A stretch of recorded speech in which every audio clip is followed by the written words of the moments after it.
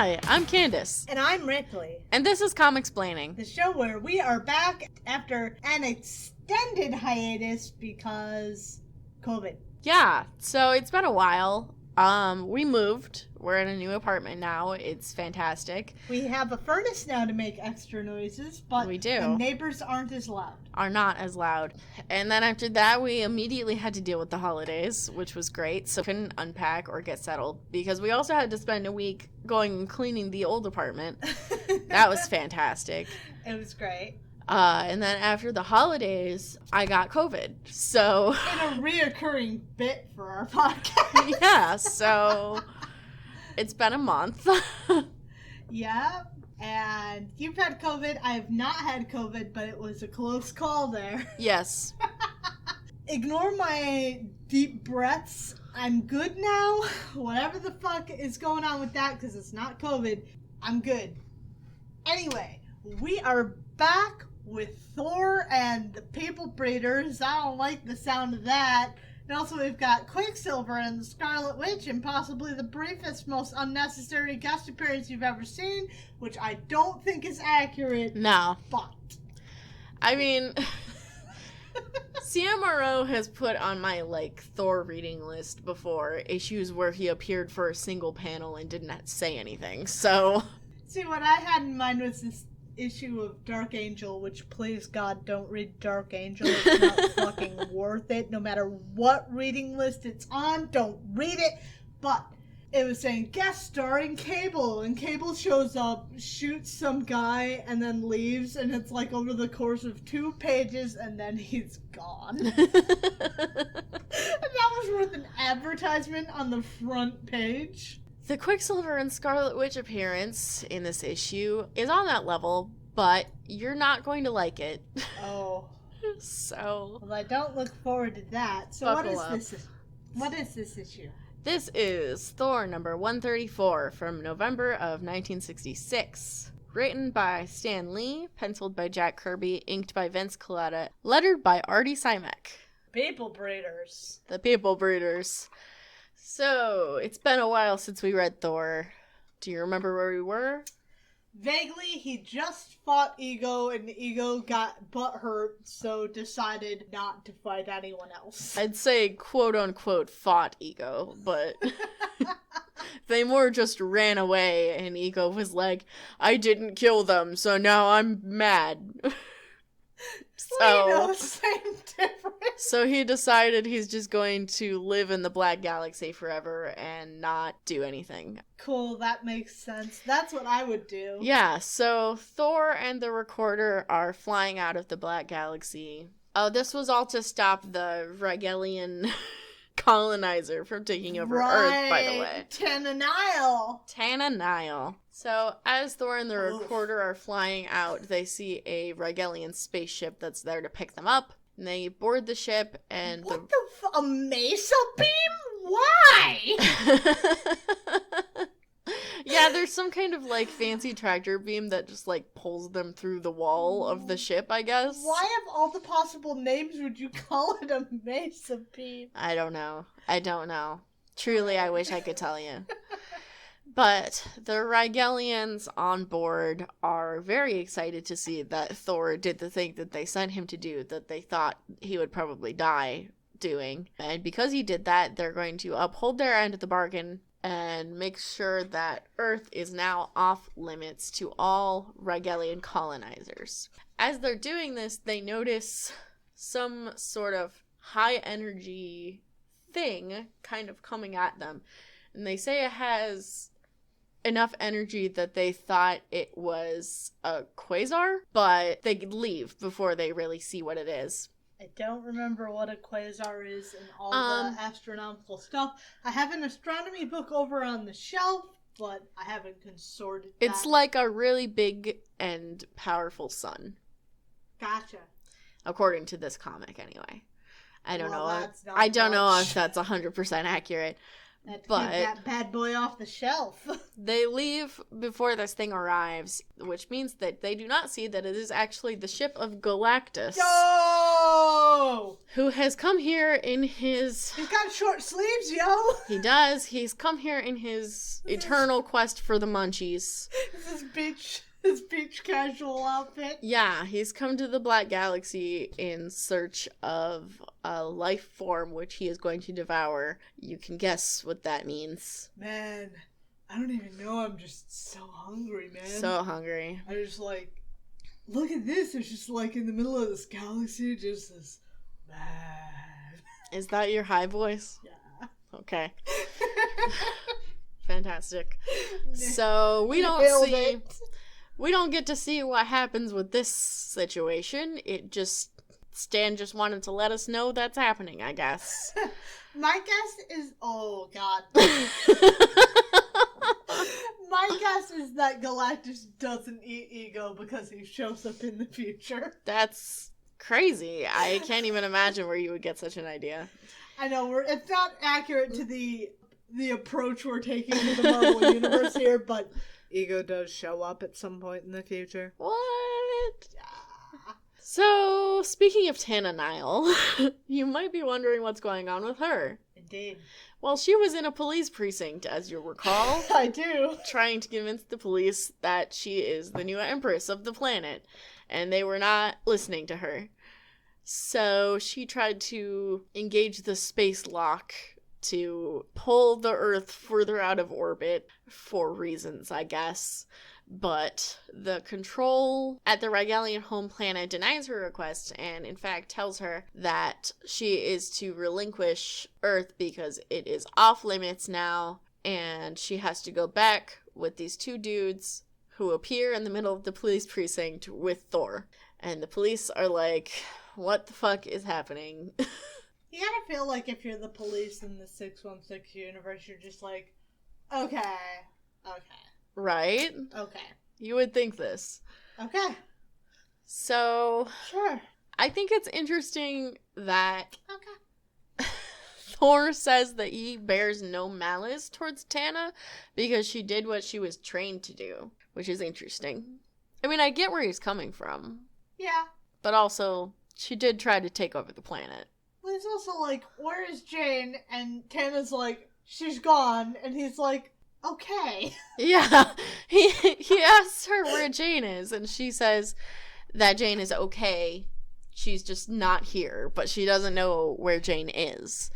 So the other Rigelians give Thor some device called a psyche search gauge, which will track Jane by her life force aura. I don't like that. But very solid of them to do that. They did not have to. Fair enough. And they kind of take custody of Tana and escort her back to their spaceship. And the cops, for some reason, are, completely perplexed by this situation, even though they work in 616 New York. I don't know what's been going on otherwise in 616 New York. What I know is Spider-Man, the X-Men, and now Thor. Yeah, and Iron Man, and the Fantastic Four. I don't know what these guys have been doing, so maybe they've been exposed to alien life, or maybe they haven't. Well, these cops are still not convinced that Tana and the other Rigelians are actually aliens, and they're not convinced that they're taking her to a spaceship. So I'm gonna say at least these cops don't know what the fuck is going on. But they're also not gonna argue with Thor about it, so... Would you? They just kind of know. Well, obviously. So they just kind of let it happen. As the Rigelians are flying away, they tell Tana that because she was instrumental in getting rid of the Black Galaxy, the guy in charge has chosen her to be his wife. I don't like that. And apparently she's been in love with him for a long time, so she's cool with that. What? Yeah. It would have been cool if this had been mentioned at any point prior. I know, right? She's also the only female Rigelian that we've seen. Yeah. Yeah. Versus the only Rigelian male who's had any characterization. Yeah. But that's Tana dealt with forever. Cool, so we never see Tananile again? I don't think so. I'm not positive. I'd have to look it up. But I feel like no. No. Yeah. Now that that's dealt with, Thor can go find Jane. Yay. Yay. Oh god, who's this motherfucker? He needs a fucking haircut. Oh god, I didn't even look to the right. Jesus. Meanwhile, back. Meanwhile, we're gonna pick up where Jane was. Do you remember what was happening to Jane? Yeah, she was just wandering off because No. Tana Well, she was doing that, but gave then her control beams to go somewhere the fuck else. yeah, she was doing that, but then she met a dude on a plane called Mr. Porgia. And he just liked something about her. He liked something about her. So he took her to dinner and then offered her a job. And then this dude, Count Tagar, showed up, and he's a lot. So they have offered Jane a job. She doesn't know what it is, but apparently she accepted. High Evolutionary. Yes, the High Evolutionary was mentioned. Jane apparently accepted the job. I don't know why. She doesn't know anything about it. She's got to put money on that table. I guess. So they are in some random place in Europe, and Porgia and Count Tagar are driving her up into the mountains. Mount Wundagore. Yeah, the mountains of Mount Wundagore, which is a familiar name. Yeah, if anybody's familiar with that, I don't remember if it's covered in this, but it is effectively like where the High Evolutionary has some shit to do with Wanda and Pietro, and also there's like a nursemaid who has a cow for a head. Yeah.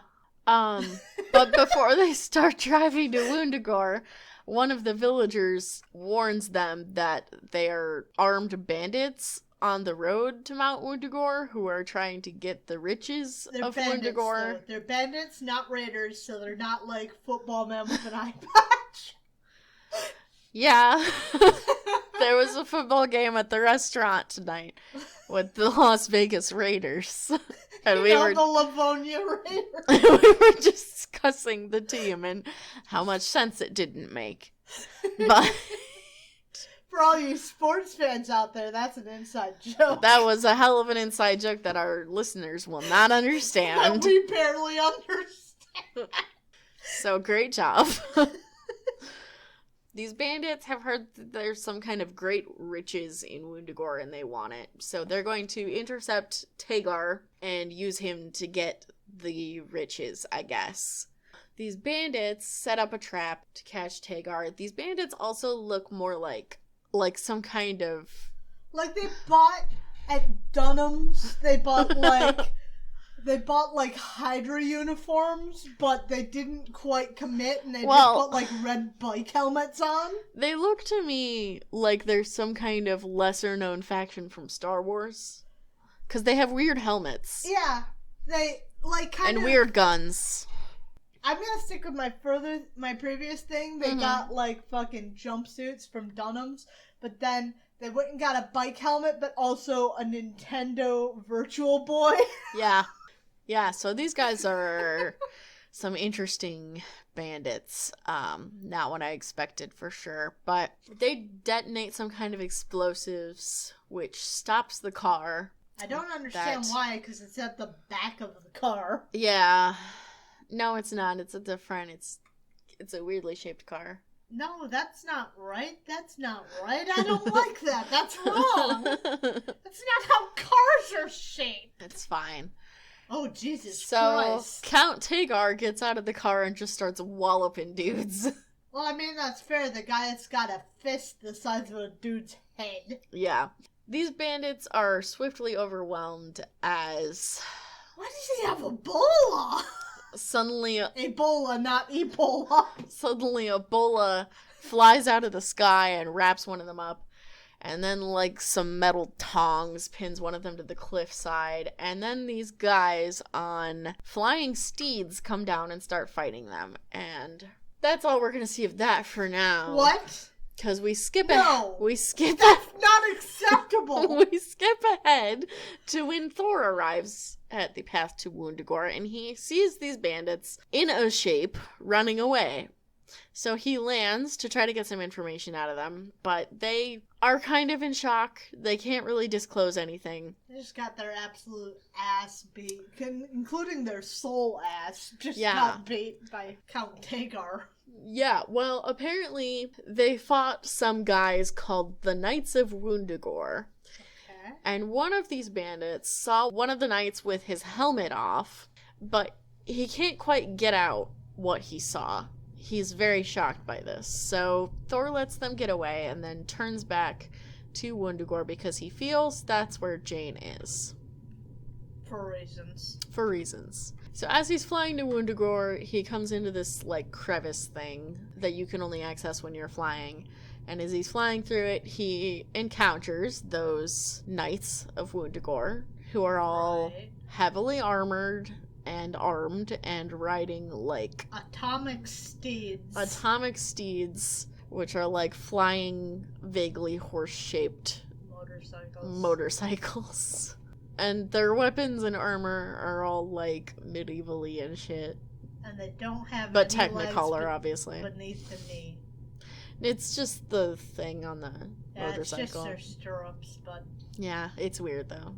So one of them shoots a steel lasso at Thor to try to grab him and tie him up because they're like, this guy can fly without an atomic steed. So we gotta take him back and see if we can figure out what the fuck is going on, because apparently these guys haven't heard of Thor before. Or like anyone else who can fly. Right, or anyone else who can fly.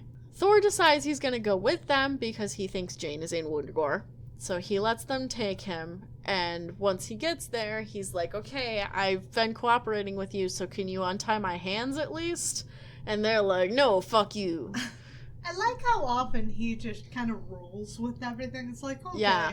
This is happening, sure. Yeah, because he asked nicely, and he's been very nice up to this point, and they're refusing him very rudely, he decides he's gonna start whooping some ass, and he pretty much single-handedly beats all of these dudes very quickly. Okay, this guy's name is Sir Leopard. Yeah. It's Leopard, but spelled wrong. So, the knights that we have here are named Sir Leopard, Sir Ocelot, and Sir Lion. So, we got a theme going here. All spelled differently from the animals, so you might be able to guess what's gonna happen. So, once Thor defeats all of them, they submit and they say, alright, you're a cool dude, you've earned not being tied up.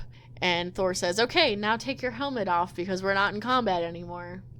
And they're like... Oh, God, now I understand. And they're like, okay, if you want us to. Outside, we see Pietro and Wanda. Oh, God, Wanda. Ooh. Yeah. So, Wanda is in her Lamborghini 330 GT. Why does Wanda have avenging pays fucking well? God damn. I'm just like, that's a really weird and sudden product placement.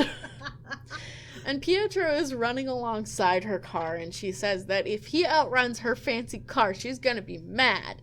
But he does it anyway, because apparently both of them have retired to Europe to gain their powers back, which I guess they lost at some point. Right, I remember that, actually. We hit that in X-Men briefly. Yeah, so eventually they stop in like a clearing in the foothills, I guess. And Wanda gets out, and they start talking to each other, and Pietro points out... This guy's all titty, what the fuck? Pietro points up to a nearby mountaintop that is awash with an unnatural glow. And he says, doesn't that remind you of the story that the day we were born, the mountain flashed with a light? Wow, remember that? And Wanda's like, yeah, I remember. Do you think this light... I remember that thing that happened when I was born. The day I was born. Yes, I remember that. Do you think maybe this light on that mountain has something to do with our mutant powers? Wild. So... I mean, I guess this is a point to be made for the shitty fucking... Yeah, the retcon. Are not Magneto's children thing, but, like, fuck that noise. Fuck it. We're not about that. That's why I said you weren't gonna like this appearance. I don't, in fact, like this. Yeah, I'm shocked. And then they drive into a Picasso painting. Yeah, well, no, that's the entire Wanda and Pietro appearance. That's it. We're not going to see them again. Cool. At this time, we are going to, in fact, be introduced to the High Evolutionary. Cool. Is he this fucking Picasso-looking motherfucker? No, he's the dude below it. Oh, he's at in this the control fucking panel. control panel. Yeah. He's at the control pod. The weird sigil in front of him is apparently a gene pattern. I don't understand why or how, but okay. And I'm assuming this is the glow that's bathing the sky over Mount Wundagore. Yes. Yes. He's preparing to create another new man, which is something that he does. Like Sir Leopard and Sir Lion and Sir Ocelot. Yes, so he has a wolf strapped to a table. Oh, I hate that. Yeah, and he starts assaulting it with beams. Oh. 'Cause... Just a baby. That's just a puppy. Yeah, so this stuff is gross and weird and also not how DNA and evolution work. But it's fine. This is just something to note for the continued history of Marvel. It's how it works. Yeah, so what the High Evolutionary does is he takes normal animals and he combines them with human DNA and then advances their evolution and makes scale. Them dudes, but also wolves. Yeah, dudes, but also animals. So furries, basically. Yeah. He just makes furries. Yeah, pretty much. I hate to think of it that way, but yes. So as he's doing this to this poor puppy, he sees on a screen next to him Thor coming in with his knights. And they're trying to restrain him. They're trying to restrain him even though he was cool with them a couple minutes ago. It's not going well. No, he's just kind of dragging them behind. Like when a little kid clings to your leg and you just have to fucking walk like that. You're at the grocery store and there's this kid wrapped around your leg and you just drag him behind you. Yup, exactly like that. So Thor barges into this chamber and the High Evolutionary turns to deal with this situation. Yeah, the Knights of Wundagore are kind of rough looking. Oof. They're not great. Oof. There's the fourth one there. I didn't even know. Yeah. They're, well, most furries probably would not claim them, yeah. They're not fantastic. The High Evolutionary turns to address Thor, and he's like, who the fuck is this clown? Why is he in my place? And Thor's like, I'm just here for Jane Foster, so tell me where she is, and everything will be fine. The High Evo does so. He points Thor towards Wing 2, which is where Jane is. I like the amount of fucking bureaucracy he has to his own headquarters. I know, right? Like, the High Evolutionary doesn't really, care a lot what's going on here. He just wants to get back to his experiments. Fun fact, future fact, I don't know if we'll cover this ever at any point, but the High Evolutionary is a pupil of, Oh, really? Yeah, that bitch. Oh, okay. We'll get to him later. That makes sense. That makes sense. But yeah, they're tight. Yeah, that makes perfect sense. That fits. Thor storms off to go find Jane. Stomp, stomp, stomp. And he finds her in a room that's a classroom. Oh. Teaching a class of really rough-looking furries. I have an uncomfortable question. Is that an African gentleman or a monkey advanced to a human? I think it's a monkey. I think that's right, but it's drawn very questionably, so I can't be sure. Well, the High Evo's whole thing is turning animals into dudes, so I think it's probably a monkey. That makes sense with the size of his hands. Oof. The zebra's looking rough. The zebra's rough. In particular. The camels are rough.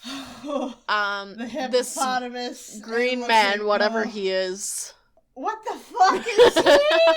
I don't know. I don't know what he is. Oof. So the job that Jane took, apparently, is to teach the new men about the world outside. I don't think she's qualified for this. She's a nurse, not a teacher. Yeah, That's stupid. That's wrong. Yeah. But Thor says this is no place for her, and he's going to take her away from here. Yeah, agreed. Not necessarily because this is like a bad place, but more because like you're not a teacher. You're not qualified for this position. No, not at all. Thor also says that he feels like some shit is about to go down, which ominously signals that back in the lab with the High Evolutionary and his knights, when he turned to address Thor, he apparently just left the machine on and forgot about it. So now it's going absolutely fucking crazy and blasting this poor wolf with, like, evolution rays, I guess, for way, way too long. And the High Evo can't even get close enough to shut it down because his machines are so powerful. It's putting off too much wolf energy.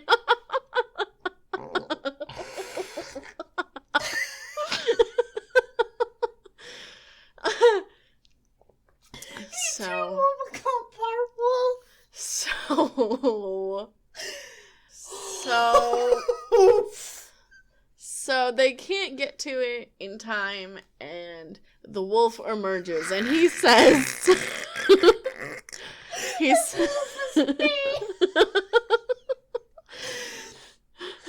well, why don't you tell us what he says? I feel. No, I live. I feel. And more. I hate. The High Evolutionary is like, I've created new men with the greatest evolution of both man and beast, and we're like, you fucked up a perfectly good wolf is what you've done. Look at it. It's got anxiety. So the wolf man emerges. He's not happy. He's not happy. And he senses Thor and Jane through a wall, basically. That's intense. Yeah. I like the High Evolutionary's mustache. Yeah, so we're gonna deal with that in the next issue, because we have to move on to Tales of Asgard. Right. Right. Let's wind down with some Tales of Asgard. Odin has sent Thor and the Warriors 3 off to the land of Nastrand, which apparently was once home to an evil race who challenged Odin. Evil sounds like it's in the eye of the beholder here. Yeah, agreed. And Odin smote them horribly, so much that the land itself is now destroyed and blasted. And they were definitely evil. They were definitely evil, and he committed a good genocide. So Odin sent them to this place to see if there's anything there, I guess. Just so he just can to make look sure. At it. Just to make sure nothing escaped. Just to look at it. Well, this happened apparently several hundred years ago that he destroyed it, so. Just to make sure. Yeah. I just got a feeling that I missed something. Don't want them to recover from that shit. Wind speaks the dragon. They're riding through here, and they're noting all the fucked up landscape that Odin completely destroyed. And finally, they feel like they've seen everything, but it's nighttime now, so they're gonna go to sleep and then return to Asgard tomorrow.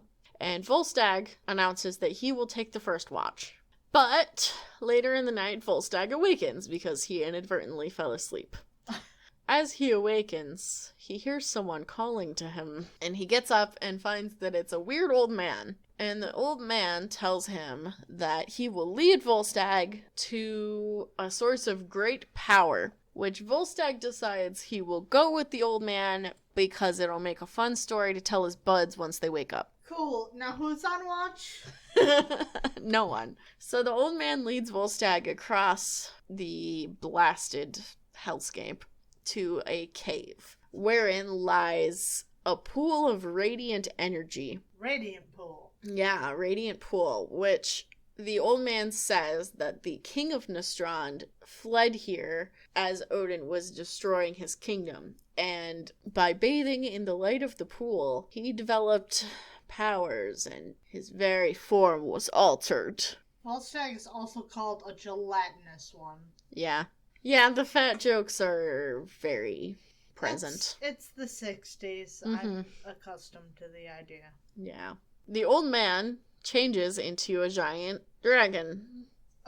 It's not a great dragon. No, it's not a great dragon, but it is ostensibly a dragon. Yeah, you could technically call it a dragon.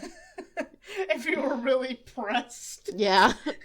It's not my favorite dragon I've ever seen. I think more dragons should be stout like this dragon. Yeah. Looks like we were really pressed to keep it on the page. I know. The old man turns into a dragon, and apparently he is Fafnir. He is the king. The king of Nostrand, who has lain dormant in this cave for so long that he turned into a dragon. Also, he vapes sick clouds at all times. And he's been waiting all this time for children of Asgard to come so that he can kill them and get some kind of revenge. And now he sees that Thor himself is here, so he's going to use Volstagg as a captive to lure Thor. That would be much more intimidating if he wasn't wearing a big rock diaper. He really is. I noticed this thing about Jack where he draws a lot of characters wearing, like, weird diapers that they shouldn't really be wearing. Yeah. Like, this is a weird dragon monster. It doesn't need... bad dragon. This is just a bad dragon. It is. So, anyway. Woof! Super Beast looking rough! So, let's move on. Next, we have Thor number 135 from December of 1966. So we're almost done with another year. Written by Stan Lee, penciled by Jack Kirby, inked by Vince Colletta, and lettered by Sam Rosen. The man, the Super Beast, whatever his name is, the wolf thing. He transposes his atoms through the wall to get at Jane and Thor. That's what happens when you advance wolf DNA? Yeah. So, apparently, because the Hey, but like wolves are like partially dog, but like more dog. So like, well, yeah. could you make a dog that could just be wherever you were? Because that would be awesome. Lockjaw. Oh my god! Oh, Jesus. Anyway, so yeah, because the High Evolutionary left his machines on too long, because what he was doing was actually combining the wolf with humans and then advancing it from there. Extra wolf. So, no, it's not extra wolf. It's like half wolf, half human, but more. Wolf like squared. in the future. So it's like a future werewolf, basically. But Okay. because he left his machine on unattended because he's a fucking moron, He's got like chips and shit and bionic implants and shit. the Super Beast is apparently now advanced to where humans will be in 1,000,000 years and to where wolves will be in 1,000,000 years. In 1,000,000 years, we'll all be furries. Yeah, so now he just has powers, I guess. Like, he can walk through walls, because I guess that's what humans will be able to do in 1,000,000 years. Only if they're humans and also 1,000,000 year wolves. Yeah. It's probably the wolf part that can make him go through Definitely. walls. That sounds right. That sounds on brand for wolves. Yeah, so he's going through the wall to get at Thor and Jane, because he wants to kill them very badly. Unless they throw a stick, and then he will be very excited. He also has a weird diaper. It was very, very... An evolutionary diaper. very It's conscientious evolutionary shit pouch. of the High Evolution. Larry, to give him those shorts. I hate you. So he comes through the wall and attacks Thor. And he's, like, insistent that he's going to kill Thor, but Thor kind of just deals with it because he's Thor. And he can't really do it. Even though he's very highly advanced, I guess. I like that he likes it. He knows his own science just instinctively. Yeah, so apparently being evolved 1,000,000 years makes him know science already. Which, like, if that's a thing, why did Jane need to be there? They weren't evolved far enough.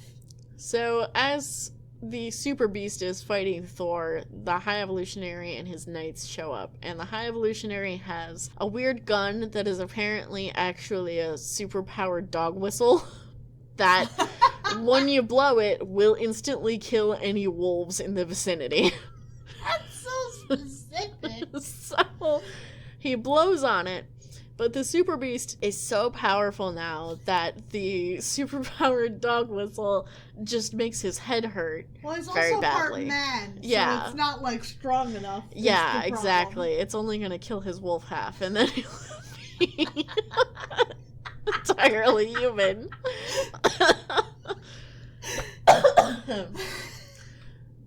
So that's not working.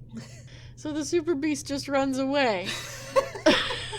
And Thor tries to go after him, but the Super Beast gets far enough away from the dog whistle that he gets his powers back, I guess, and is then able to repel Mjolnir, which is quite a feat. And then he goes and locks himself in the High Evolutionary's lab. Which is also like a bank vault. Yeah. And Thor goes to go run after him, but the High Evolutionary stops him. Like, bro. Because he says that the Super Beast erected a barrier on the wall, which he demonstrates by throwing a random object against the wall, and it then explodes. Because he created an antimatter barrier which no positive atoms can hope to penetrate. In the future, that's like future wolves, what you're looking forward to there.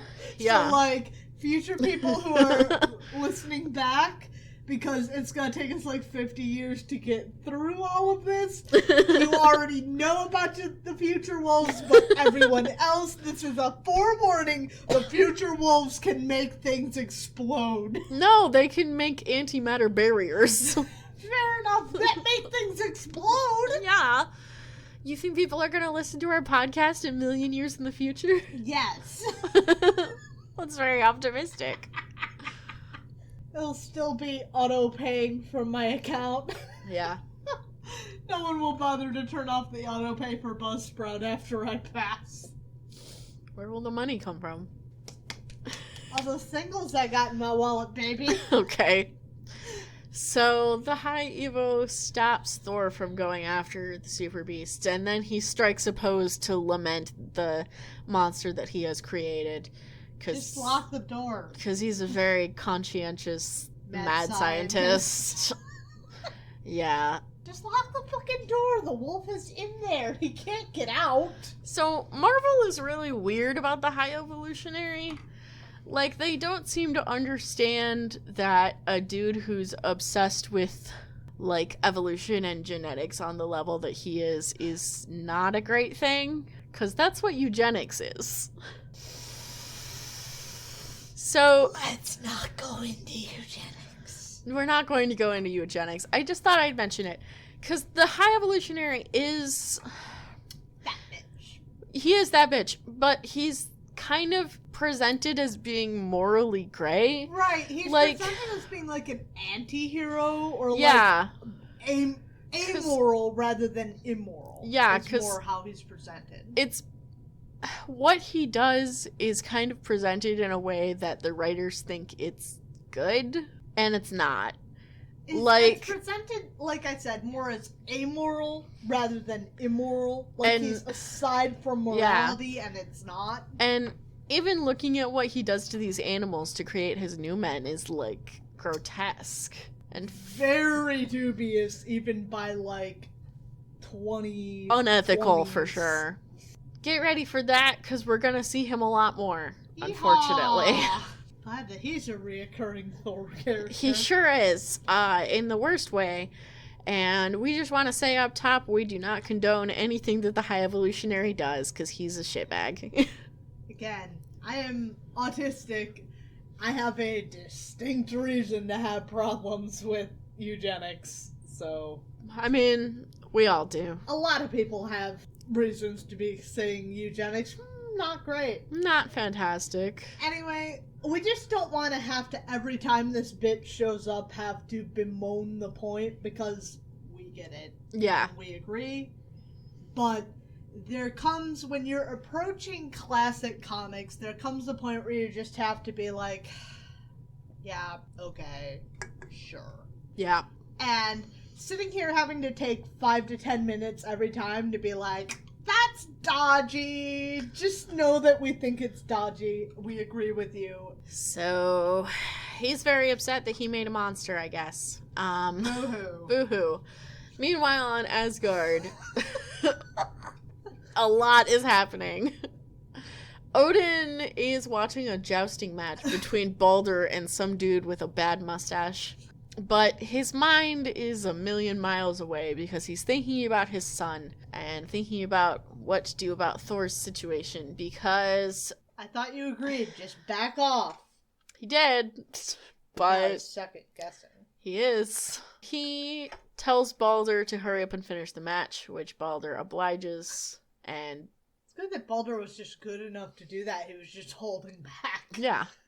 Well, he was trying to put on a good show, obviously. But Baldur beats Mustache Guy very swiftly, and then turns to Odin to receive his accolades, I guess. And also like, yeah, bro, what's up? And Odin bestows that upon him, but then says he's thinking about Thor, and that was a fun diversion. Anyway, back at Wundagore, the lab is lighting up once again because the Super Beast has access to the High Evolutionaries' machines, so he can now create an army of evil new men.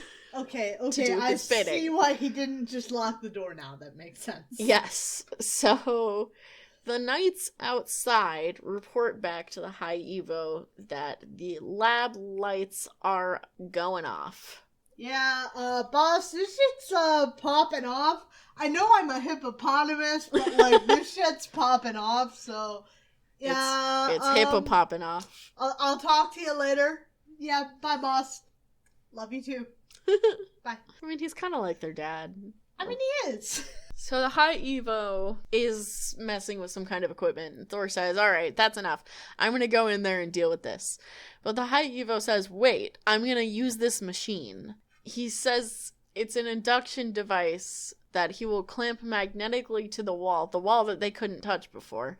He made the barrier blow up by throwing things at it.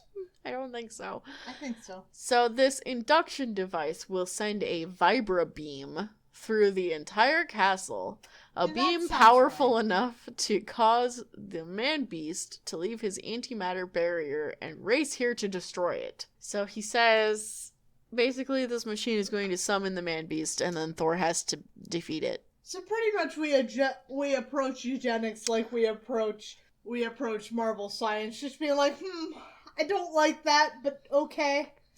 That's how it be. Yeah. Unfortunately. Yep. So, he does that. And then the man-beast appears, but it's too late. He already has his army of evil new men. Oh. And the man-beast immediately comes to attack the High Evo. Thor sent Jane away, but she just kind of hid behind a machine nearby. I want to sit here and acknowledge the fact that Jane, upon hearing that this shit was going on, was like, I have to follow you, Thor. Yeah. And then the High Evolutionary was like, that's fucking stupid. And then she was like, okay. That was just something we hadn't covered, so I wanted to really bring that back into focus. Yeah. Jane is not a fully developed character at this point. No. And she won't be for many, many years. That's fine, TM. Yeah, I mean, she's pretty much just the love interest at this point, so. Yep. She does better than a lot of them. Yeah. So the man-beast goes after the High Evolutionary, and meanwhile this snake man attacks Thor. Well, he's very... legs. Well, yeah, but he's very, very long. But he's also part dude, so that might be the legs. Yeah.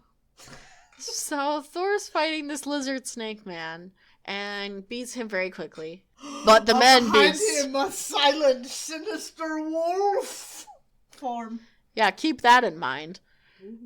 The Wolfman is coming up behind Thor. Meanwhile, Porgia and Lord Tagar. Count Tagar, that's his name.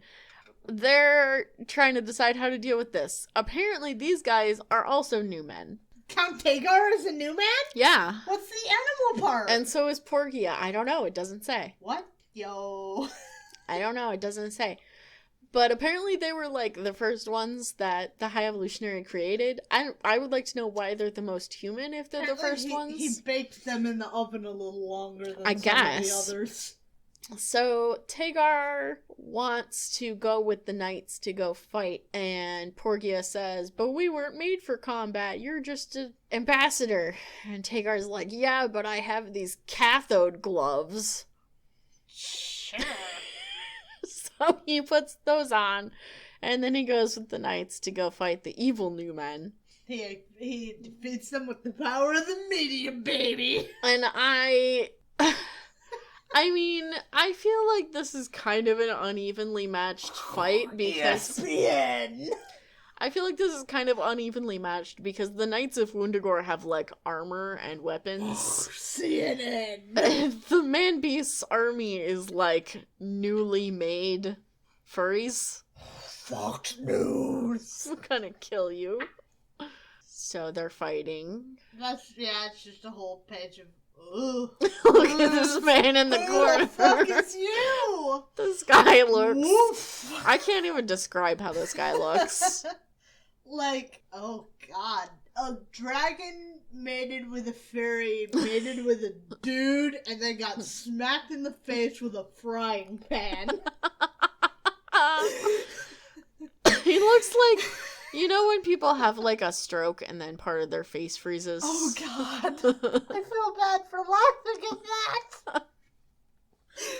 Anyway, so they're fighting. They're fighting, and Thor goes off to fight the Man-Beast, who is still grappling with the High Evolutionary. I'm even the though combination of a million years of evolution. I'm totally supreme. Even though a couple pages ago the Man-Beast was coming up behind Thor, but now he's not anymore. Well, they've been wrestling for a while. Yes. So Thor goes to fight him, and the Man-Beast tries to destroy him with a mind blast, but Thor is no mortal. In a million years, wolves will have mind blasts, so keep that in mind when you're thinking of how to handle wolves. Thor says, though you surely possess the awesome powers of the distant future, the god of thunder doth possess the powers of all eternity. Still art thou no more than mortal. He beats the Man-Beast very badly by punching him a lot. As you do. As you do. And then he goes and finds the High Evo who's recovering from his difficulties. And surprisingly, the Knights of Wundagore have defeated the evil army and are now pushing them into a star chamber. Because the High Evolutionary says that they are too dangerous to be left on Earth. I don't like this. So they send a star chamber out into the stars and send them to another planet. Where they send them to another planet. That's better. Where they can settle and create lives for themselves, separate from humans. Okay, that's better than I expected. My woo was not that. My woo was underneath the helmet. The High Evolutionary is just a dude, and I thought that was just like his face. No. So the High Evolutionary, after sending off the evil new men, takes off his helmet because he's safe now to reveal that he's just a human dude. And then he gives us his backstory.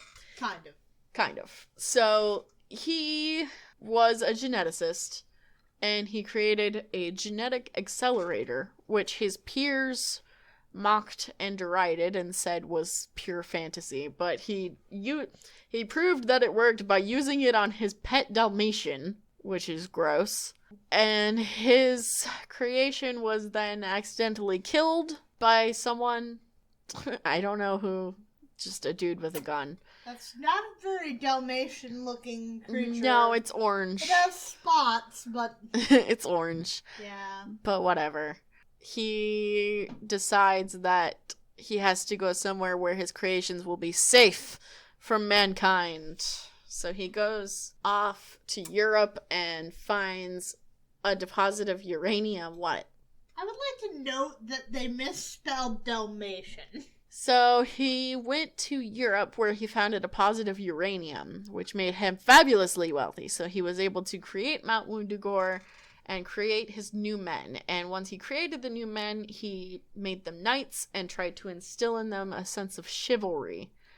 Yeah, I wonder how he manage to get all this wealth from uranium? I don't know. So, anyway, he then declares that it is clear to him now that humanity will never be safe as long as he is on the planet. So he and all of his new men are going to go into space and find another planet to settle on. There's an easier situation for that horse. So that's the end of him forever. I'm sure.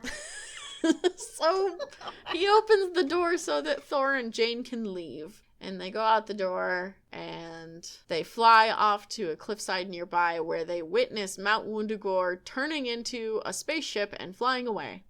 Yeah, I'm sure that's the end of Mount Wundagore.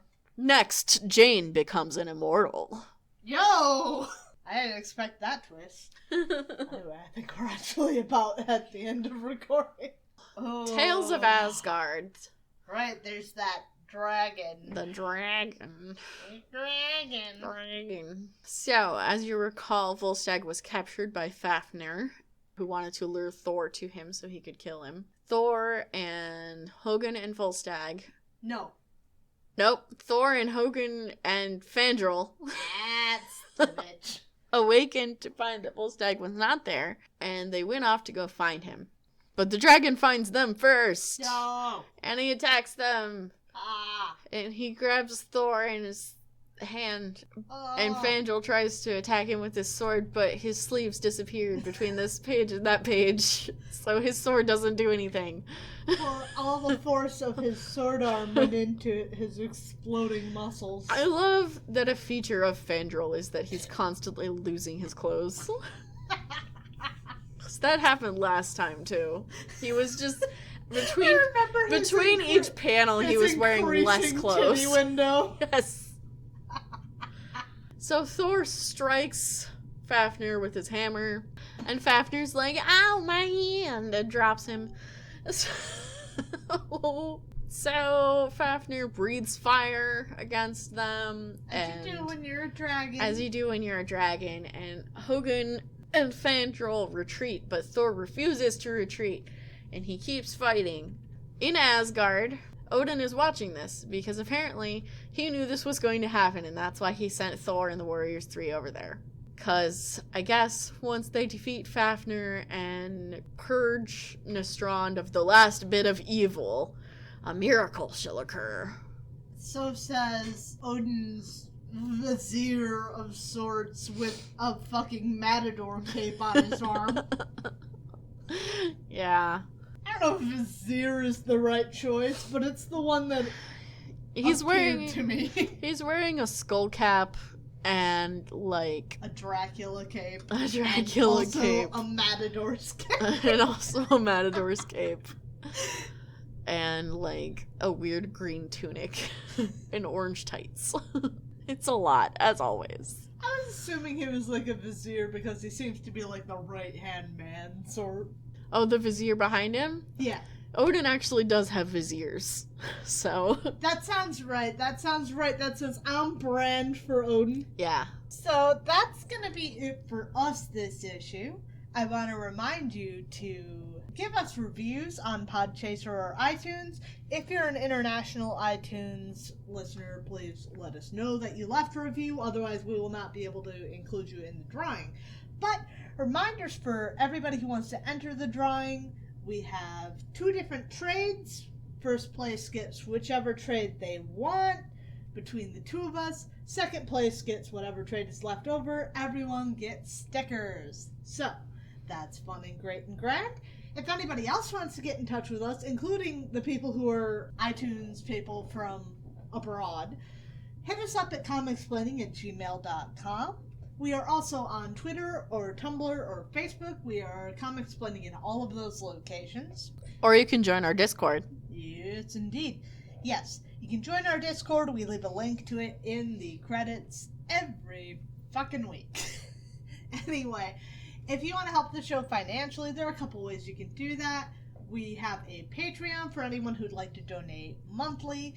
For anybody who doesn't have that kind of cash on hand, just wants to throw us a buck now and then, that's all fine and well and grand. We have a Ko-fi, coffee/comicsplaining, right? I think so. All right, that sounds right. We've been about a month without doing this, so this is a shot in the dark here, but it sounds right. Send us money so we can get new sound equipment. Yeah, because our sound equipment is garbage. It's very bad. And we are hoping to not have more Goats? goat noises in the show. I mean, like, this is an appeal for less goats. If you like the amount of goats, I mean, I guess that's fine. I have some bad news for you about Thor, if you want less goats. Oh no, there's more goats coming. That's fine. I'm fine with goats. Goats are kind of his thing. That sounds right. If you don't have any money to throw at us, that's all fine and well and grand. Something you could still do to help us anyway is watch our video show over on YouTube. We put out weekly, along with the audio version, a video version that includes different clips of the comics we're talking about in this show. So if you watch us on there, the more people watch us, the more time it's watched, the more viewers, the more subscribers, the more that counts towards eventually being able to monetize, even just a little, so we can get some more sound equipment. You should watch this episode specifically so you can see how shitty the furries are. Yeah. They're really bad. You know, like, if you were listening to the end of this episode and hadn't listened to the beginning of us, that would be really helpful to you. Yeah. Anyway, we're going to be back next week. We're going to have the return of the X-Men, and we're going to see what's going on there. And we look forward to talking to you then. Bye. Bye.